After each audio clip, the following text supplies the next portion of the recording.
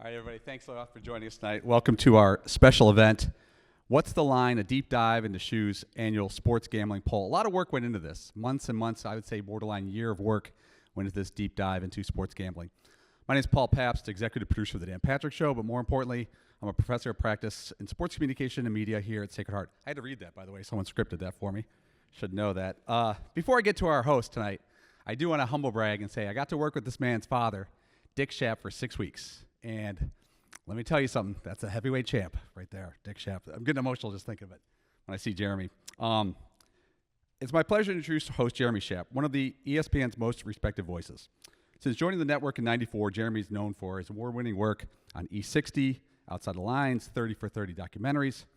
His work has taken him to 5 continents. I might be short, covering the Olympics, World Cup, Edward R. Murrow, Peabody Awards. Jeremy, I'm not going to be able to get to all this. 14 sports Emmys. Jeremy goes beyond scores and highlights to tell powerful stories, especially ones that dive into social and human interaction. Graduate of Cornell, best-selling author. Books continue to set the standard for excellence in sports journalism. One thing I would say about Jeremy, and I've had him on the show I work on many times, talked to him many times, there's good answers, there's great answers, there's good answers, there's great questions, and then there's ones that make you go, oh man, and he asked the oh man questions. Welcome our host, Jeremy Schaap.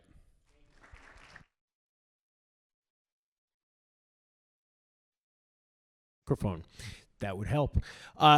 Thank you all for being here. I think we're going to have a really interesting discussion over the course of about the next hour about the state of sports gambling through the prism of this poll, which is really enlightening, reflects so positively on the work that's done by Sacred Heart, especially in this space. Last year we were here talking about sports gambling, kind of a more general discussion about the state of the industry, where it's heading, where it's been, how much reason there is for concern in terms of problem gambling, which we will be addressing here as well.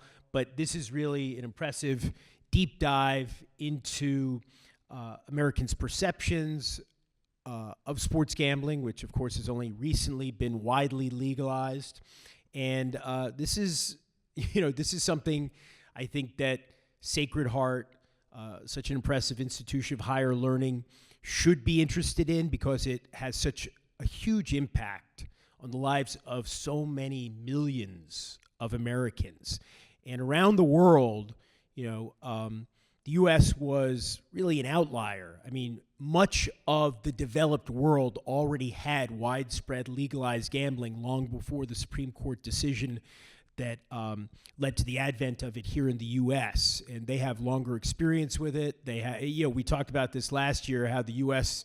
and Americans are just kind of wrapping our heads around this and figuring out how to do it, and figuring out what the benefits might be through taxes and such, and also what the potential deleterious effects of legalized gambling can be. So it's an honor. We have people who really know it, who are experts, and let's start to my right and ask everybody to briefly introduce themselves.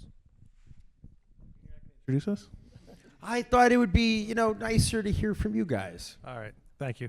I'm Dr. Josh Stewart. I am the chair of the Department of Sport Management over in the Jack Welch College of Business. And I'm Andrew Miller. I direct the graduate program in sports communication and media here at Sacred Heart University. I am Michael Vigent, CEO of Great Blue Research, proud Sacred Heart alum and proud partner on the Sacred Heart University Polling Institute. Seamus McNamee, Vice President of Research at Great Blue Research, also Sacred Heart alum, class of 2010, and very excited to have worked on this poll with everyone. All right, well, thank you guys. So, let's start over here to the right with the faculty, and just, why is this something you wanted to do? Josh? I don't know. Seemed like a good idea at the time. No, we learned a lot last year. To me, it was the most exciting event that I've been involved with in probably 10, 15 years, the first event that we had.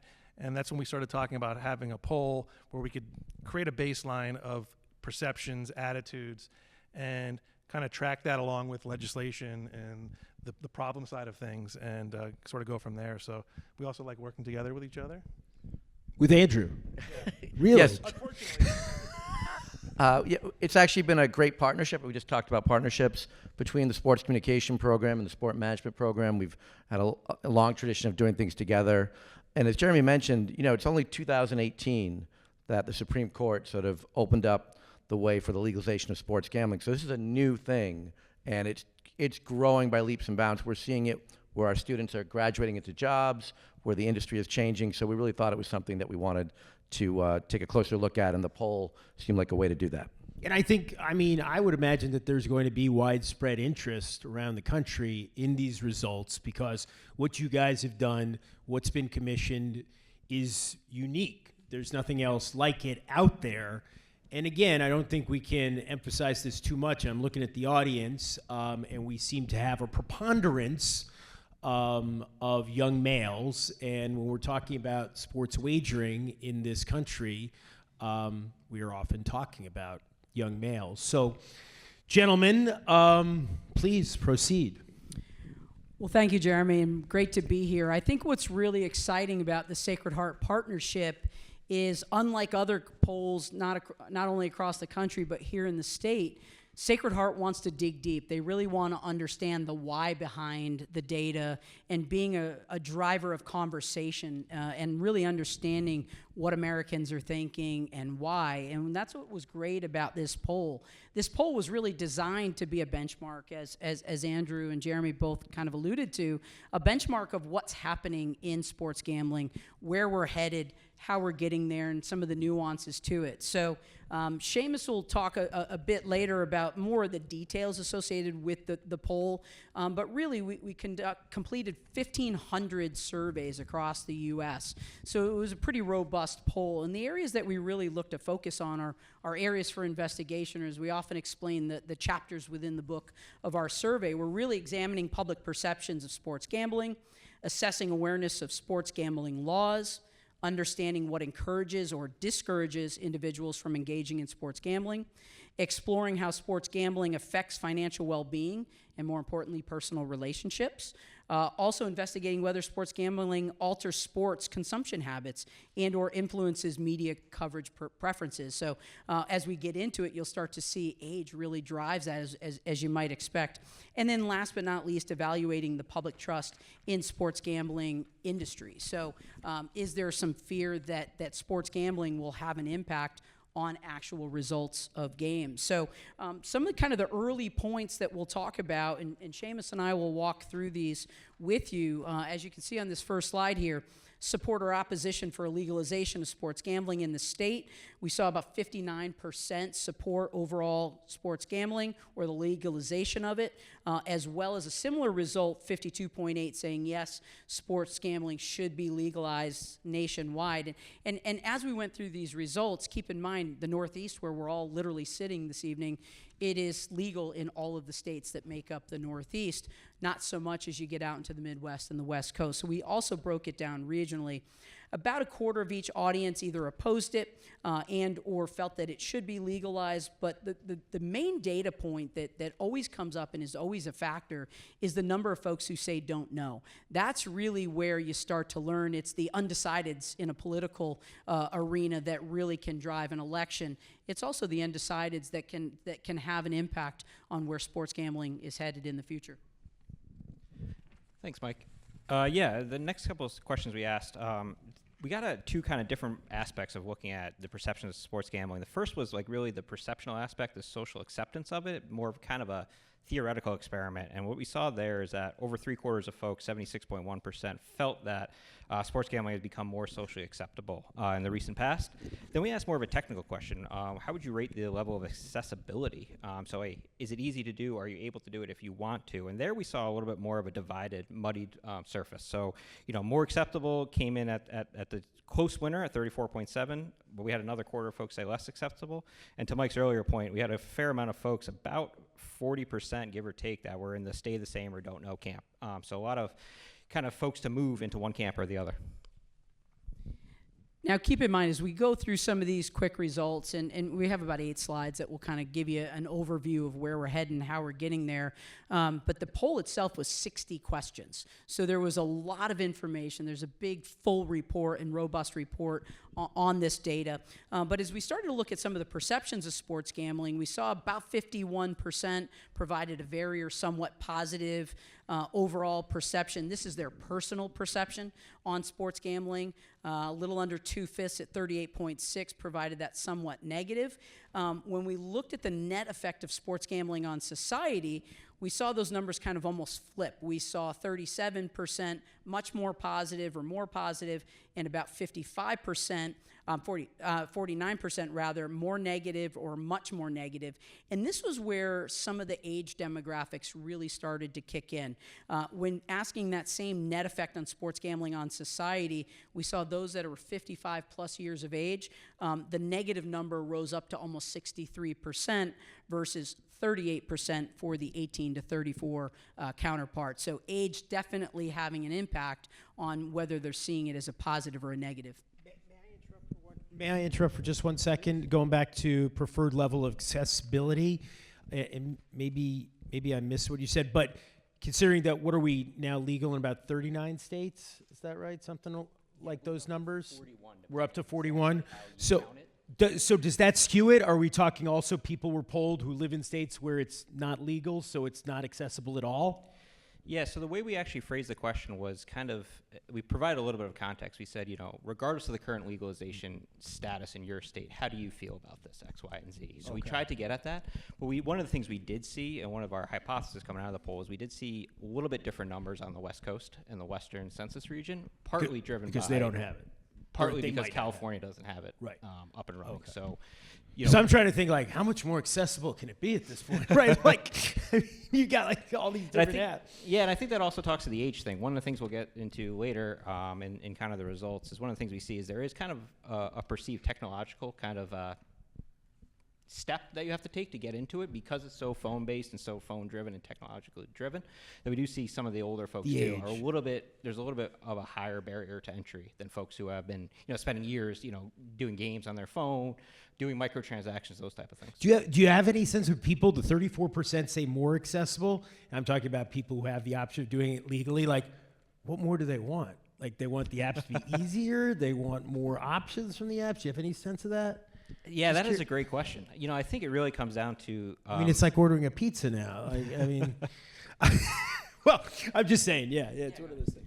Well, one area that we've started to see a little bit more is, for example, not so much the online gambling, but the casino online apps, where now you can gamble from your home on your phone, and there's a live camera on a table at a casino. So that's, from an accessibility standpoint, Is that how it works? I didn't even realize where that. folks are headed. Jeez, wow. Okay, sorry for the interruption. No, go ahead. No worries. Awesome.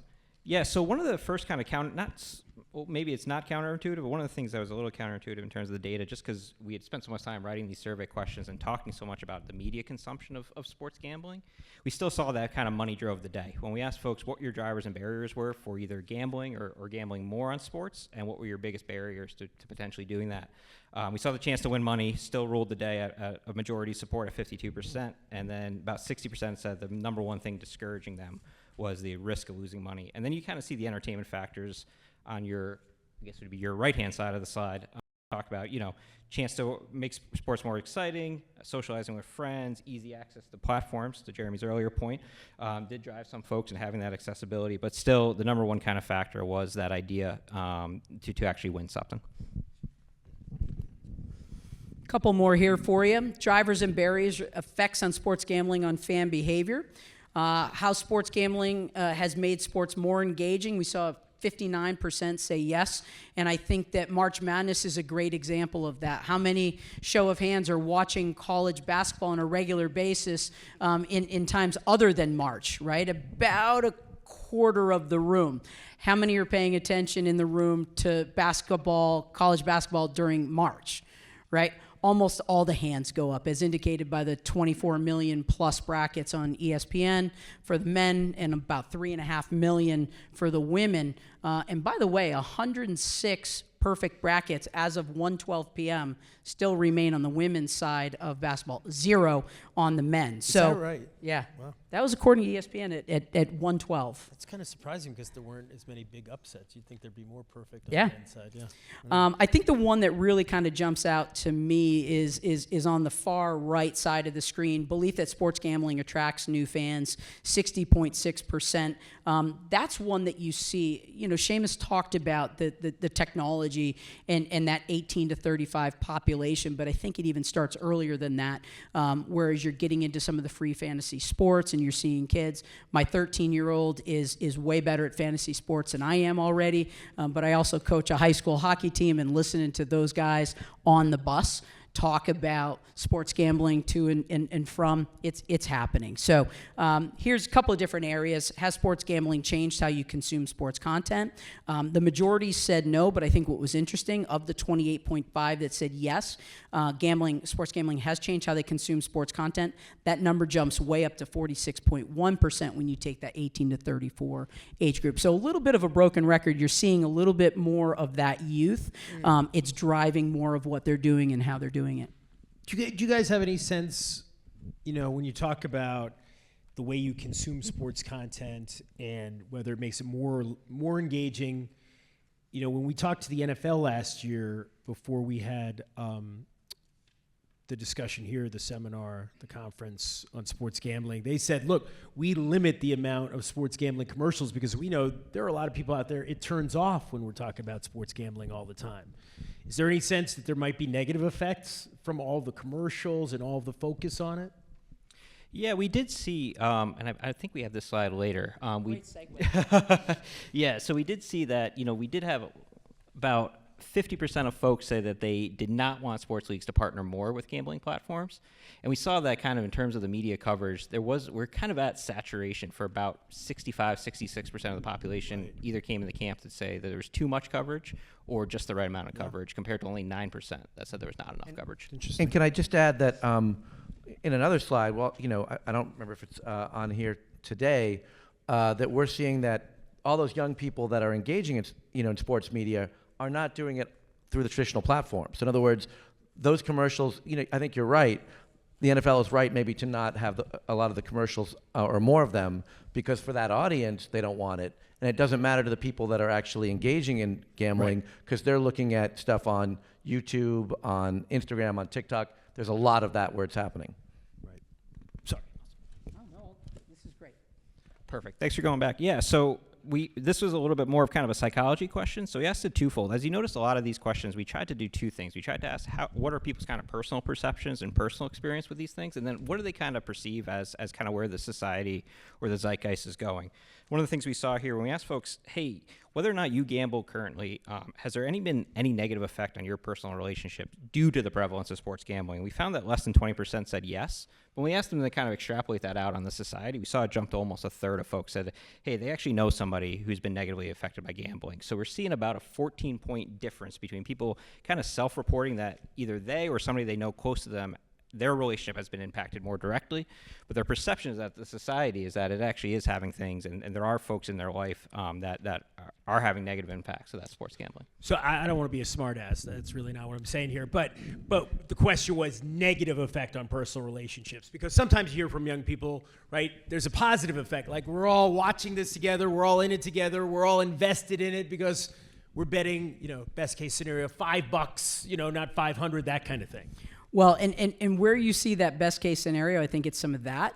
But when it's not the best case scenario, or it's having that negative impact, I've just lost more money than I'm comfortable losing to you. Right. And because we made that bet in fun, and now it's no longer fun when I have to pay up, right? But I think what's also, and we already kind of covered the next slide, so I'll just kind of make an additional. That is the downside of losing. Yeah. I'll make an additional point to Seamus is you know, the old saying, hey, I'm asking for a friend.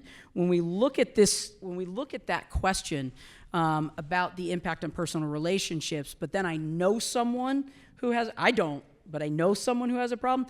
I think one of the true gems that will come out of this tracking study over time will be, does that gap close because people say, yeah, I'm betting probably a little bit too much. My friend isn't anymore. Now it's me, A. B, there's also, to your earlier point, Jeremy, we saw a lot more men answering this survey. What will be the impact on women that are gambling as well. So I think that's an interesting point that will drive further in the future. Caitlin, do you want to jump in there? Do you have anything to say about the personal relationships and what you see? Sure, yeah, actually, I was just whispering to my colleague that I'm surprised by this. I think that depending on who you're asking, I'm sorry, Caitlin, would you just identify your affiliation again? Oh, sure. Caitlin Brown, I am the Senior Director of Programs and Services with the Connecticut Council on Problem Gambling. So we're the nonprofit organization that focuses on preventing harm associated with gambling through advocacy and training, and we also facilitate the 24/7 Problem Gambling Helpline. So what I was going to say about personal relationships is that I think depends on how you're asking the question and who you're asking the question. They might not be seeing it as an impact on their relationships, but if you asked the people they're in relationships with, usually it's their family members and friends and people that they're close with that are acknowledging that there's consequences before the individual is actually acknowledging it themselves. Good point. Good point. And we Thank did think about that piece. We did think about the spouse, the partner piece. When you get into this poll, so much of it was about the sports gambling. The folks that are interested in taking that are the folks that are interested in participating. But as we think about the longevity of the topic, that's absolutely an area. So we agree with you entirely. Awesome. Yeah, and just two final things on the poll, too, before we move into the final slide. This was a nationally representative poll, this was reflective of the U.S. Census as of the estimates in 2023 on age, gender, and region. So we did get a good representation of both males and females. And the other question is we did not ask if they had personally gambled on sports or wagered on sports in the last 12 months, so about halfway through the poll. So we tried to keep it as unbiased as possible when we really had these perceptional questions as much as possible to get at that before we kind of not self-bias the sample, but before we got really into the transactional things. Hey, how often are you gambling? What are you wagering? Those type of things. And all the slides we're presenting, except the final one, which we'll do next, was presented to the whole 1,500 folks that we surveyed. And on that note, so this was the one where we did have a little bit of a skip branching or branching logic. And so we did ask folks first, just how frequently are you consuming sports gambling media? And we saw it almost a 50-50 split between at least occasionally and never. And we did see another almost about 30% said weekly or daily, another, somewhere around 25% occasionally or monthly. And then to that point, of the folks who said at least occasionally, we asked them where they were consuming that. And one of the interesting trends we saw is we saw kind of that idea of kind of new media or somewhat new media, it's not too new anymore, really start to kind of pace the pack. So social media platforms was the number one answer for where they're getting their sports gambling content, 50%, 46% streaming platforms. National sports coverage comes in third at 36%, and then we have betting platforms themselves and podcasts come out. So if you look at kind of the top five, all those are relatively new areas of media, at least in the last, since I graduated, 15 years ago. Interesting. Yeah, I mean, it is amazing how much has changed in just the last few years in terms of the focus on traditional platforms, on new platforms, of course, but trying to capture the sports gambling audience, and it is a fine line, as we discussed, right? Where are you tipping it too much to cater to them and turning off everybody else? Because it's not the kind of thing where people are just like, they just tune out. Sometimes it actively upsets them. 100%. Yeah, there is a visceral reaction to it. Yes, sir.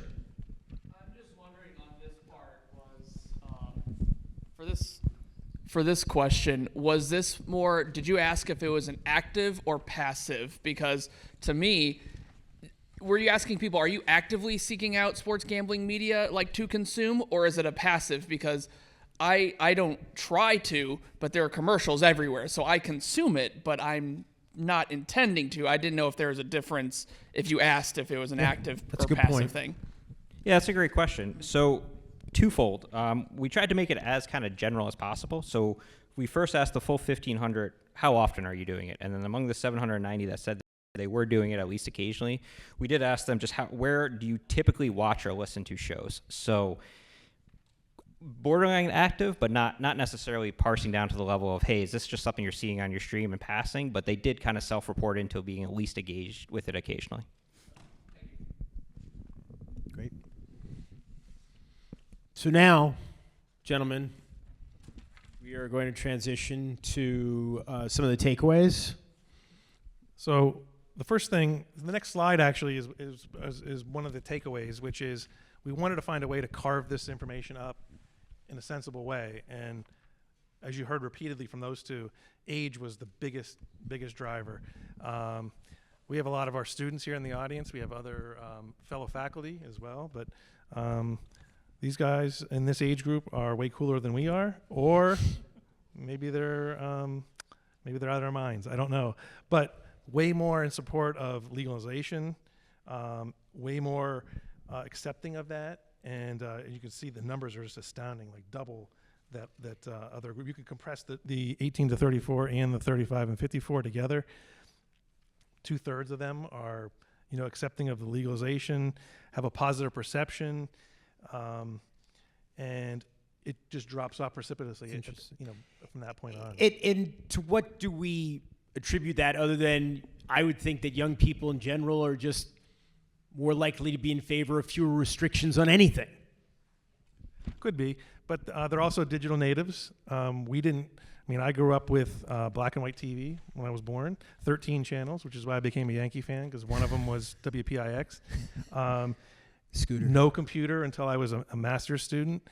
And these people wake up with a computer or iPad in their hands. And like you said, it's the accessibility you kind of scoffed at before. And like, how easy is it? You just jump on there and And it's also, right, all of the bad things, like, when you get to a certain age, even before legalization, you might have known somebody in your life who was a problem gambler, who lost the house, who lost the mortgage, who lost the kids' tuition, who, turned to drugs or alcohol because they couldn't cope with, all of the negative effects of their gambling addiction. There are more extreme examples too, when people get indebted to the mob, stuff like that. And when you're young, you probably haven't met as many people who have had those problems, right? We're old enough to all admit that we were terrified of becoming the next Art Schleister.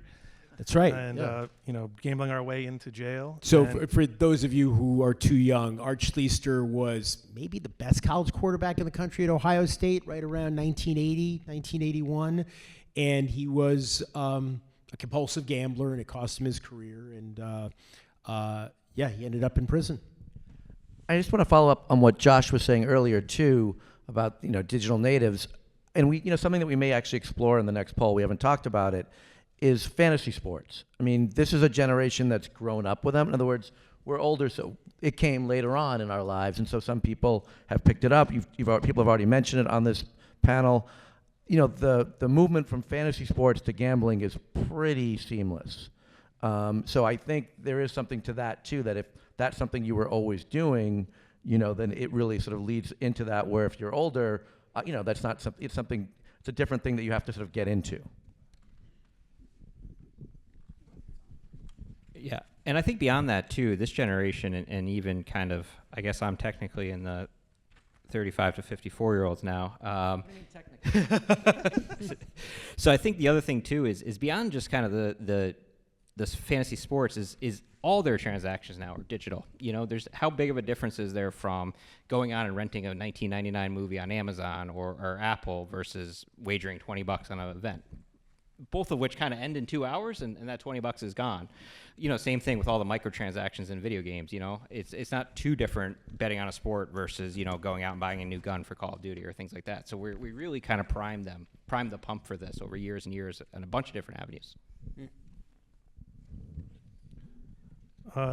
So you've mentioned microtransactions a couple times, which I think is awesome, and priming the pump for being open to doing that. So on the next next one, also age related, talking about impact on relationships.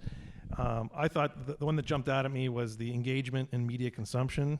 Younger respondents more likely to say sports gambling has changed the way they consume, and again, astounding compared to the older demographic, 46% versus 10%.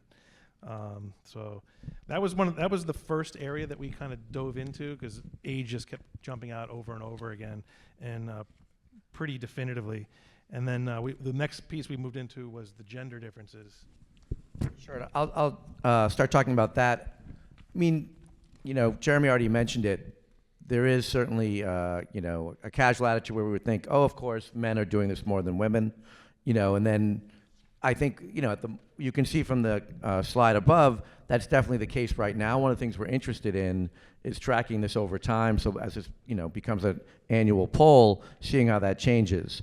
So I think, the first slide, it's pretty, the first, they're pretty consistent, 60-40 roughly in legalization and perception. Accessibility, a little bit different, but still 40-30. But I thought the most interesting one, sorry, I'm moving my pages.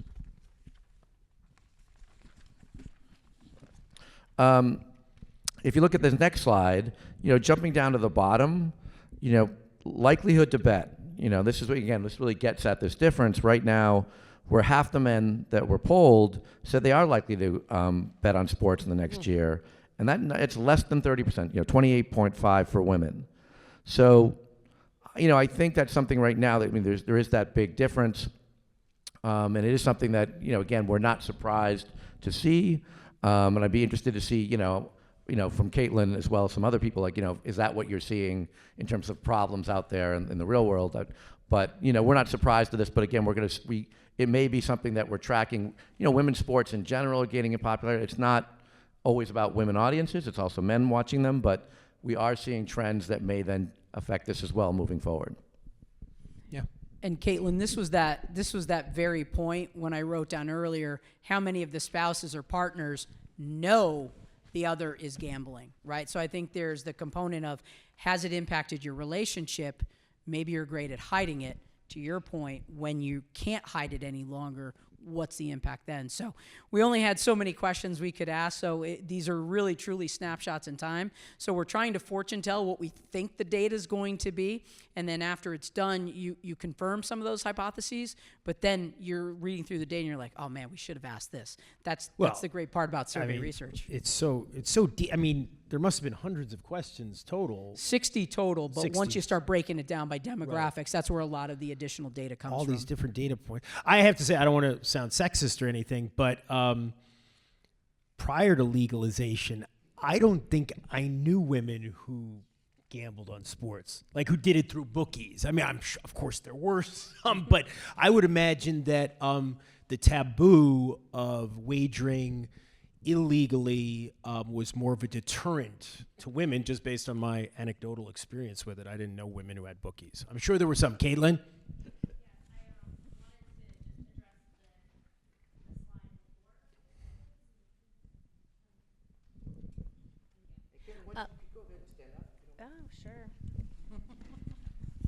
I just wanted to say, I mentioned before, I'm with the Connecticut Council on Problem Gambling, so we do facilitate the 24/7 problem gambling helpline.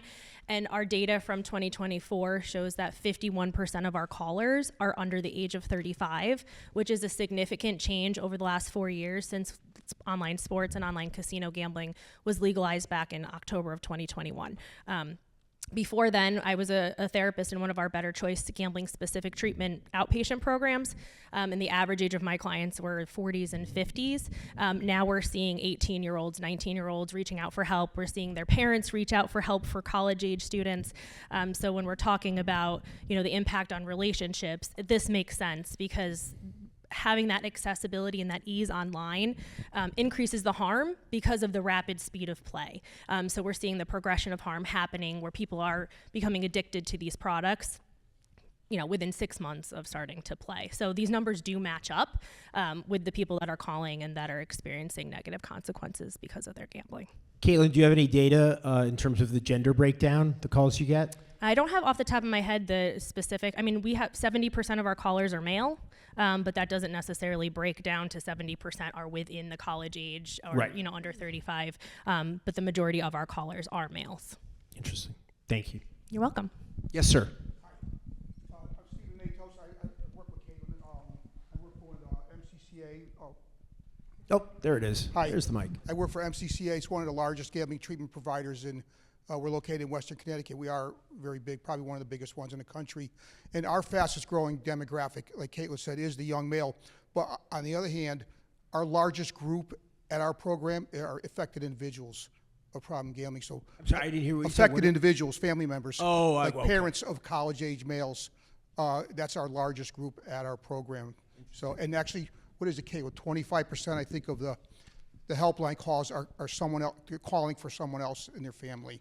Yeah. So, And we talked about that last year. We had a problem gambler here on the panel who talked about the effects on his family and his immediate family, his extended family, and there's so many, ramifications.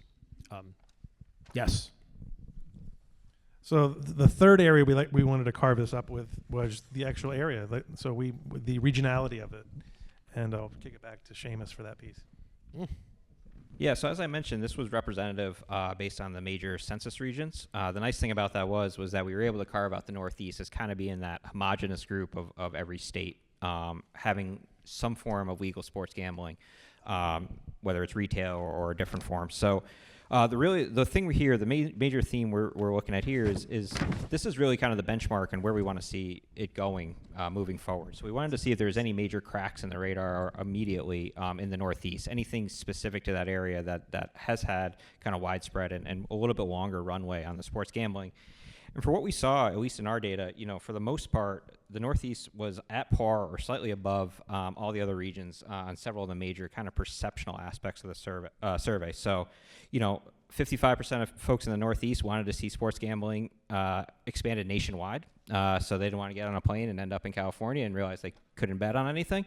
From there, across the kind of social acceptance metric we actually saw the Northeast slightly ahead of the Midwest and South in terms of folks saying that it was more socially acceptable and right on par with the West. And then, folks in the Northeast had an overall positive perception of sports gambling, and it was slightly higher than the national average at 53% compared to 49.8, 51.6, and 48.6 in the other regions. Does it surprise you guys at all that, there are differences, but in a country that is so polarized in so many ways, there are so many bigger numerical differences in the ways that Americans think about things based on region that in gambling, they're pretty much aligned regardless of where they live? Yeah, and I think that might get a little bit at the media questions we asked earlier and kind of spoke to earlier, and just that saturation of it being in the marketplace so much.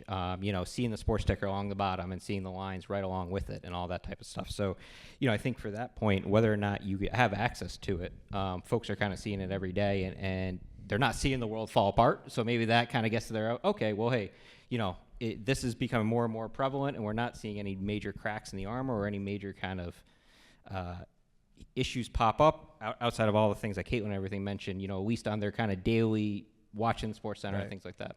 So we're not siloed when it comes to sports gambling the way we are with politics, perhaps. Yeah, I think so. Yeah. Although, right, again, likelihood to bet on the next slide. Oh. Right? Yeah. So on that point, yeah. So we did see the one area where the Northeast really either shined or didn't shine is that 45% of folks in the Northeast were likely to bet on sports gambling in the next year, which was higher than any of the other regions. South came in at 39.5, as we mentioned. South came in at 39.5, Midwest 41.9, and the West, as we mentioned, kind of the California. But some of that's contingent on whether or the not availability. Yeah, exactly. Right.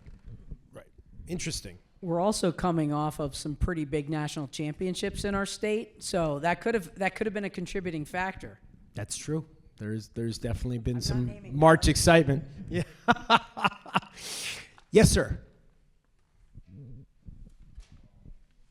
Is for three of you guys, why is that it has such a specific impact in that specific region in Northeast? Is it because ESPN is around the corner in Bristol? Do you think that's part of the reason, or what do you guys think? I think the Occam's razor answer is that we're all really small states. So it's just more tougher to govern, whereas with California, you might be driving for 12 hours on a plane for 5 hours and not ever leave California. So I think we always had New England, and by extension, kind of the New England Mid-Atlantic has always had kind of a more of a regional approach to things, and I think that's part of it. It's tough to, I remember one of my old Sacred Heart roommates lived in Massachusetts when they didn't have sports gambling, and we did. And there was just that kind of oh, hey, if I just drive 45 minutes in one direction, and all of a sudden this app doesn't work. So I think it's also part of that. I think it's just, we have small states, and we have always kind of had that regional approach. If Connecticut moves in a lot of ways, you want to see Massachusetts move. Or if Massachusetts move, chances are you're going to see Rhode Island move, things like that. There's also, I mean, what do I know, right? And I'm sure you guys factored this in, but there are a lot. I would imagine there's a much higher percentage of the population that's in college and that's in that kind of group setting in the Northeast, which is kind of like the college hotbed of any place in the U.S., and colleges and dorms and young men together. I think that's the most likely cohort, right, to be gambling illegally on these apps. Yeah. Oh, I do know. I had a. Or maybe I'm just wrong. I don't know. I was just there. I do know I had to produce my Connecticut license when I signed up for an app. So I don't know. But yeah, I don't know if that's all apps. Well, but I'm just going to add that, it's New Jersey that brings the court case that then, overturns that the Supreme Court then says, we're actually going to. Chris Christie takes credit for legalized wagers. Yeah, so I mean, maybe there is something culturally that also is applicable to the Northeast. It's not just, the nature of the states, because we were the state nearby here that drove it all. That's true. What else have we got? I'm not an ostrich, but hopefully the next slide is types of sports and events typically bet on. Maybe, yeah. I want to point you to the fourth one on the right-hand side there. Specific events for future sports gambling. Most popular, NFL draft. NFL draft gambling? That's a thing? I talked about how old I was before. I used to skip school to go to watch the NFL draft because it was on during the week, during the day, on a Thursday, and I would stay home all day. And then when I come to school on Friday, my friends would say, "How was the draft?" after I came with an excuse saying I was sick. But now it's By the way, you can give ESPN credit. Nobody thought about putting the draft on TV. When ESPN went to the NFL in 1980, I think it was, and said, "Hey, let's put the draft on TV," they were like, "What are you, nuts? Who's going to watch that?" And now it's like the third biggest TV event in the country. And now it's prime time, multiple days. It's and huge ratings. Yeah. And I think it points to something else, which is a lot of this stuff in gambling in general, but it's about creation of opportunities. And these are all opportunities. Everything on that list is another. So why are there less preseason games and more postseason, more regular season games? Just more content. Why are there more sports that are televised? More content. And it's all about trying to engage people and wherever, finding them what they're interested in, and then making an opportunity out of it. I'm actually surprised that horse racing is still as high as it is, because, of course, that's the one sport that was always legal. Thoroughbreds and standard breds and trotters and all that stuff. Well, first of all, I just want to add that I'm currently winning my pool in the NCAA bracket, so just want to make sure that people know that. It's very early. But I just want to follow up on what Josh was saying. All these opportunities, you can see that in the next slide, right? The one up there. Close to, 60% are concerned about the integrity of the sporting event now. That, as we increase the availability of betting, making it easier to do, and it's going to be more, I think, a part of our broadcasts, than it already is, that there is a real concern. And so I think even as leagues are, want to put more games out there, they also are really sort of thinking through what can we do to, make sure that people aren't worried about the integrity, because that then hurts their bottom line. That's the issue for them. Yeah. Is that it? That's the last one? All right. So, we're going to open it up to questions. But before we do so, we've talked a lot about some of the concerns, right, with gambling. It's a focus of the reporting that I've done over the years. But we also mentioned, earlier that there are potential societal benefits, right, through taxation, through taking this from a shadow economy out into the open.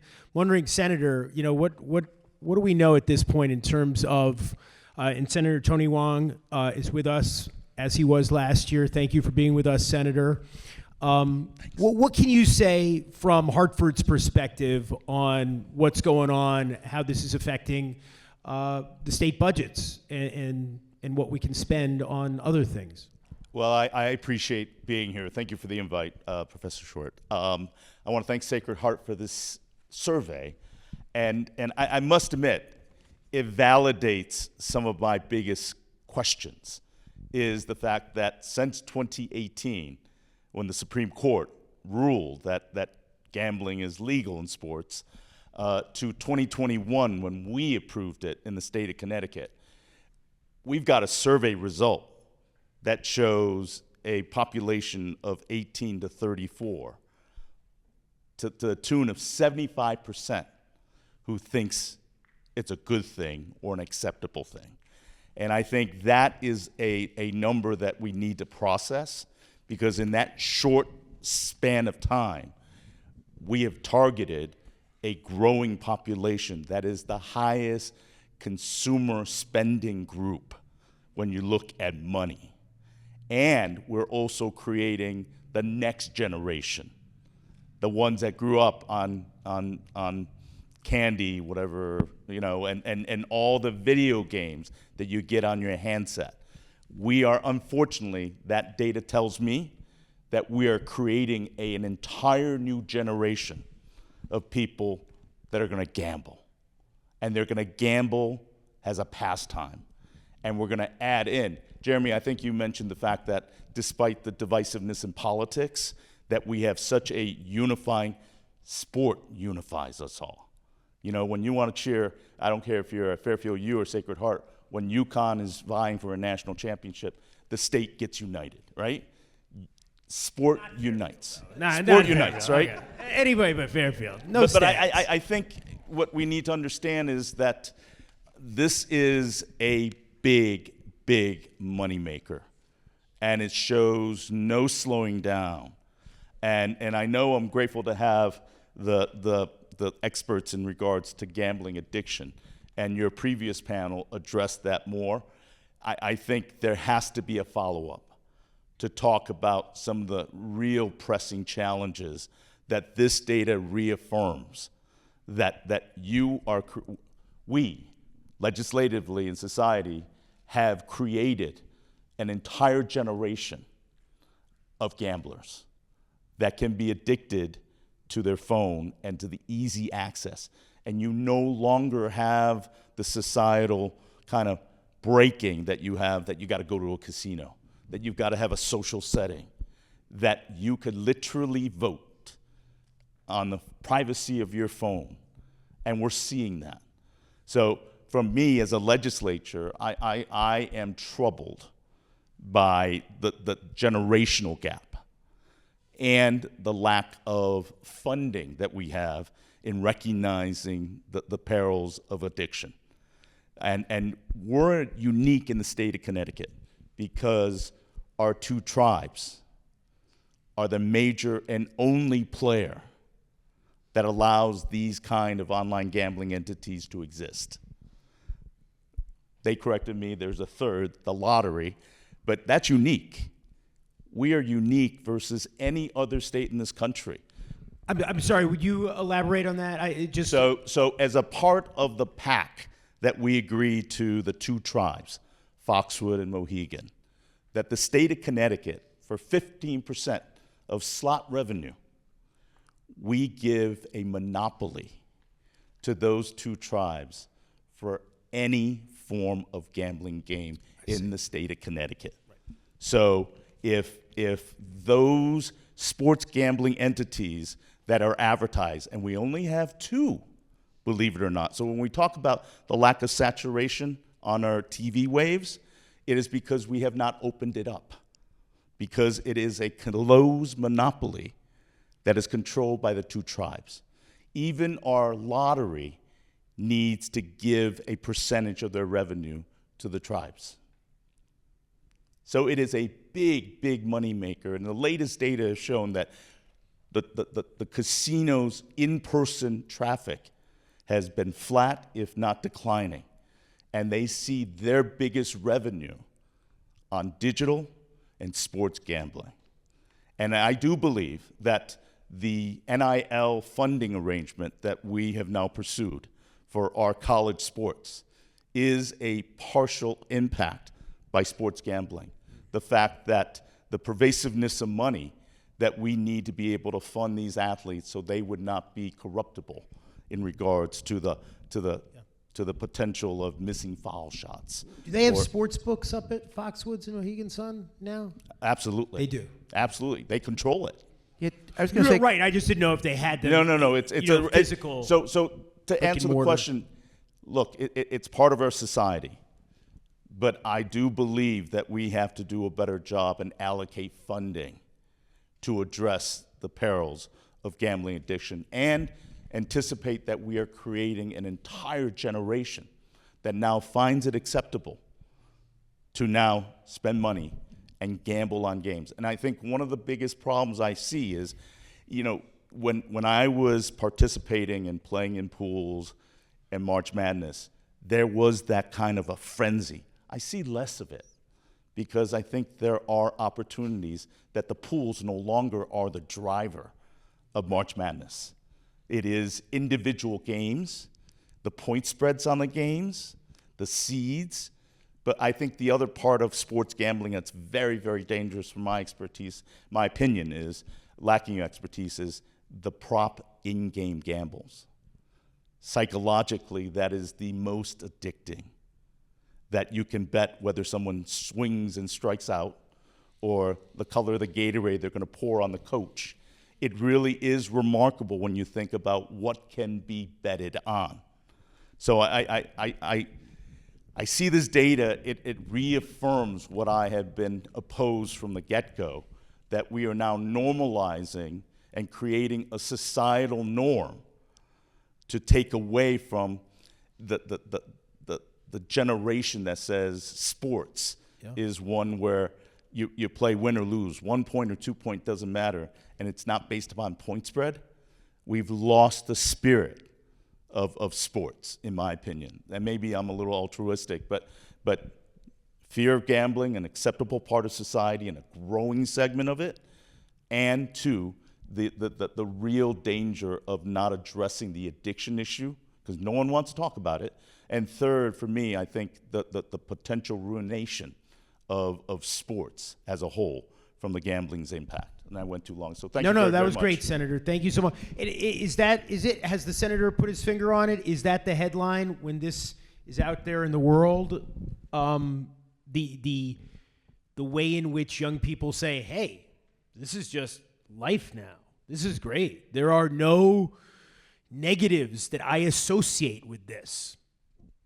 It's all about opportunity, though. Still, like as he was saying that, I was recalling we brought a bus of our students up to a sports business conference, and some of our faculty here in the back, and there were operators of the major sports gambling platforms, their analytics departments, and they literally told us that they will look at the analytics. They'll say, how do we engage with the students? We know the age group, and stuff like. Yankees decide they rip from the headlines, almost like Law and Order. Yankees decide to allow long hair, beards. They push that out to all people in the New York region as a gambling opportunity. Now bet on the Yankees World Series odds, or Luka Doncic gets traded, and Who'll be the first to have a handlebar mustache? Yeah, a la Raleigh Fingers. You basically can bet on anything. So you guys it are too makes young it like for Raleigh Fingers. that fun piece where. He'll be the first one with the handlebar mustache, by the way. 100%. Why are you always picking on Professor Miller? Come on. We're going to take some questions, right? We don't have that much time. One quick follow-up, though, to your comments.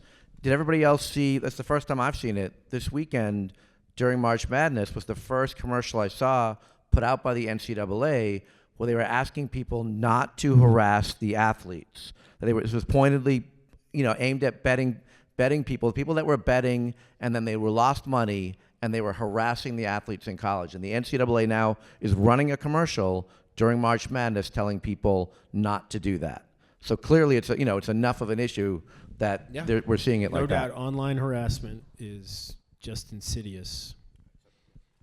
All right, who wants to go first? Yes, sir. He can play for the Yankees. Mike. Yeah. Give him a contract with the Yankees. I bet on him. He's also 3/4 of the way to a handlebar mustache.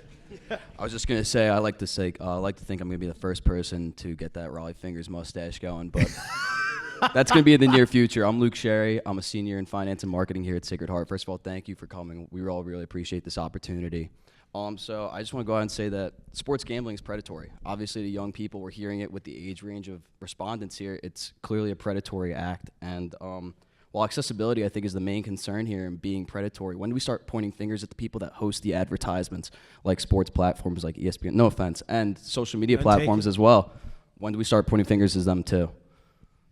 I couldn't hear the question at the end. What was that? When do we start pointing fingers at the people hosting advertisements for sports books instead of the sports books themselves for being predatory as well?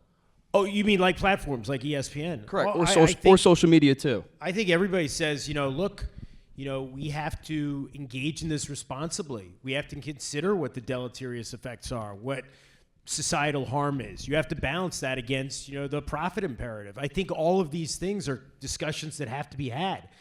And I know Senator Wong knows that, last year, Richard Blumenthal, the U.S. Senator from here, has been one of the most outspoken people in the space. He was part of our ESPN series, and, he had very pointed commentary about, not just the industry itself, but, all of the shoulder programming, all of that, the environment, the culture of sports gambling. And these are important issues we have to think about. I will just say that I think we're in a political moment that's moving the other direction, though, right? I mean, that the social media platforms, particularly, have been, there was maybe a few years ago when there was a groundswell of public opinion to hold them more responsible. It has moved in the other direction. At least, the people in charge of our political, people in charge right now. Look, so. our president was a casino owner, right? I mean, it's very simple, right? I mean, he was one of the major players in the U.S. gaming industry. So if you're going to look to Washington, it's probably not the place where we're going to see more regulation coming. And I think there's also an education component. So there's some good news here as well. When we look at a lot of the data that we capture in a variety of different industries, what we're seeing is that 18 to 34 category is a bit more frugal than their older counterparts, right? So they're spending money a little bit more wisely. And the part that I also thought about in terms of those 18 to 34-year-olds, Caitlin, that are calling up, the family members and the parents, how many of the bets are being made on the parent's credit card that was tied to an Apple ID or something of that nature? I get the calls all the time. Hey, Dad, can I spend this many dollars on this game, buying whatever bucks or whatever? And then sometimes there's just a charge that goes through, right? So the interesting Not thing... for Starbucks. Right. The interesting thing for me is when you cut off that parent's credit card and it starts becoming their money, right? It becomes less gamification and more reality. So I think there's an educational component. Look, to your point, I think as long as folks are able to make money on this, they will. At the end of the day, it's up to us to teach ourselves and or our children how to do it responsibly. So that's where that education component comes in. That's totally my opinion. Caitlin?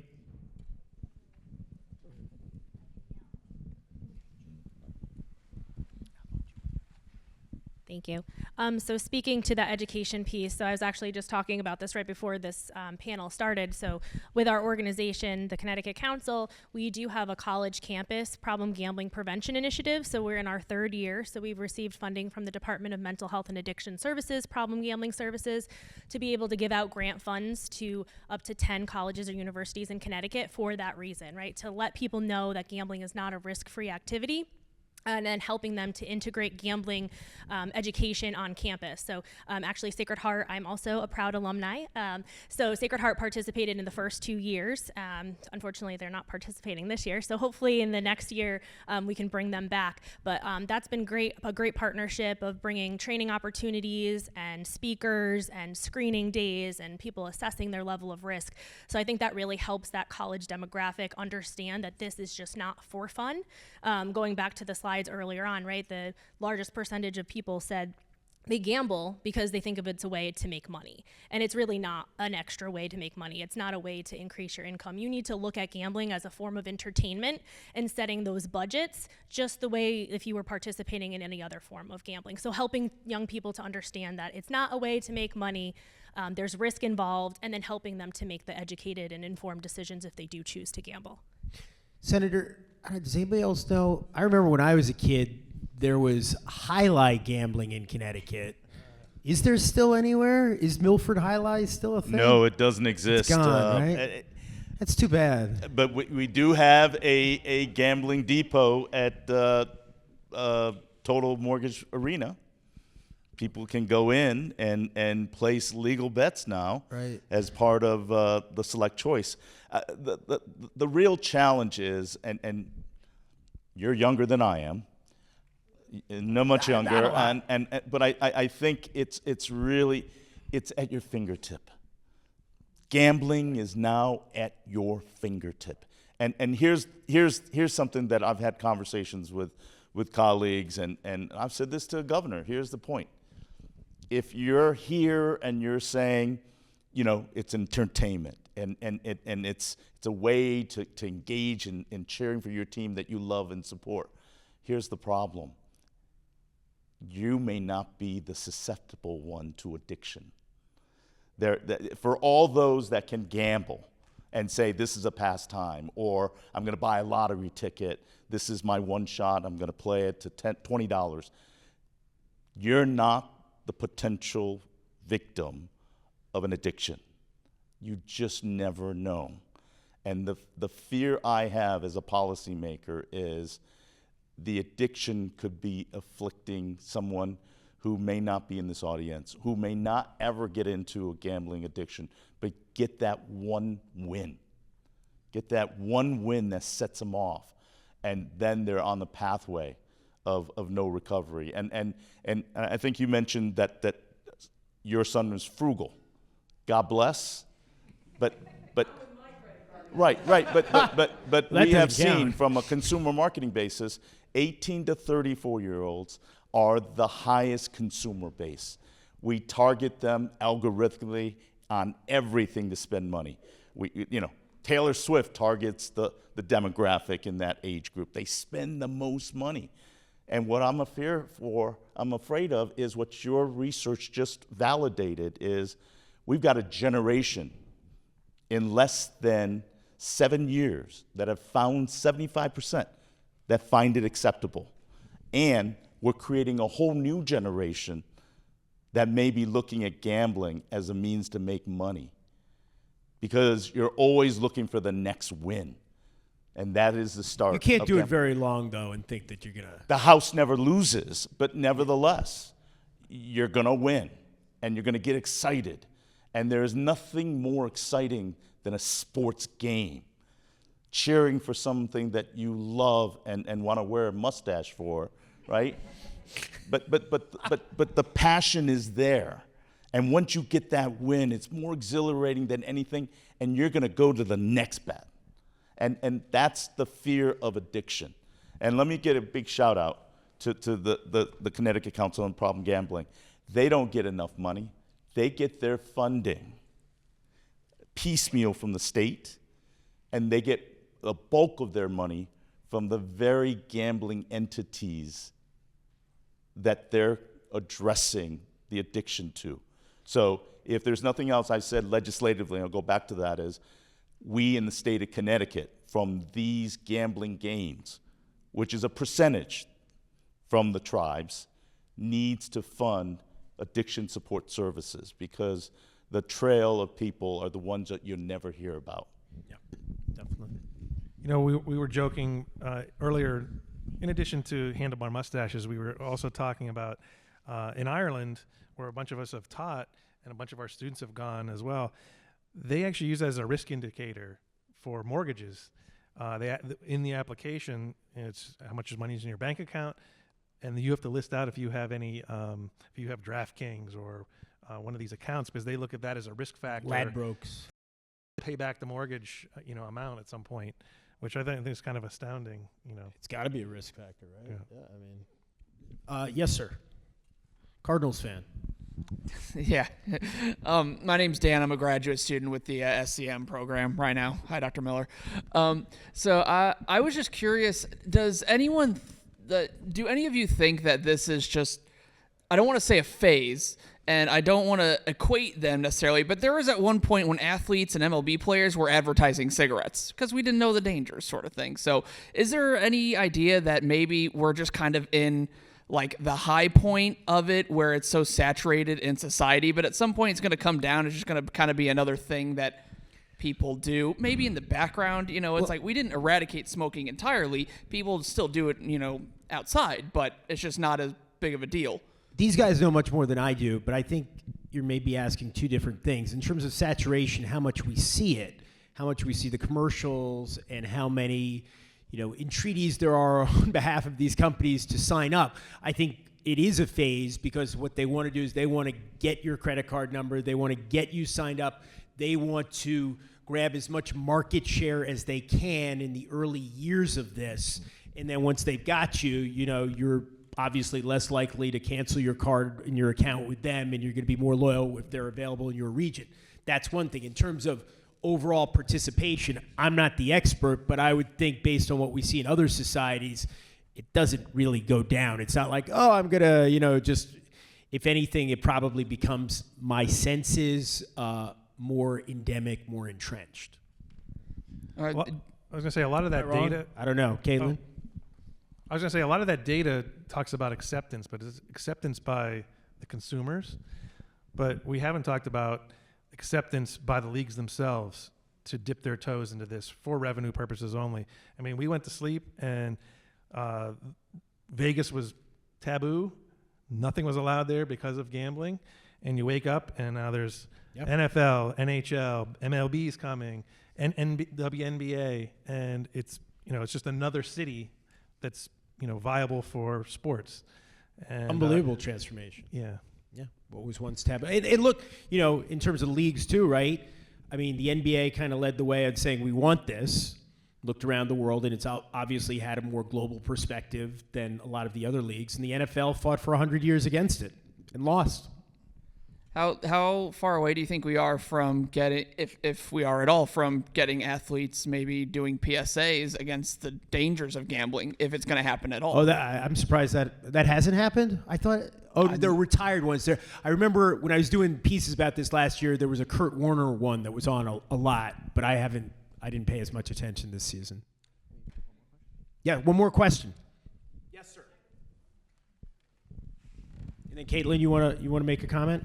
Okay. I'm Kenley. I'm a grad student also. I just wanted to say that we talked about how specifically this region, this part of the country, promotes gambling the most, right? And which state, I'm going to say it's New York, but for you two guys, do you think, besides like Connecticut, do you think New York promotes it the most as far as like gambling, you think?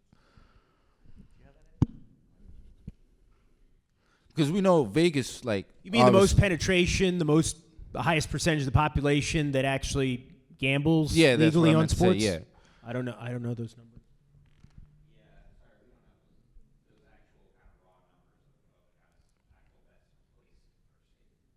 Oh, okay. But in like your opinion, you think New York would be, because it's out of all They're the data regions, guys. They're not opinion guys.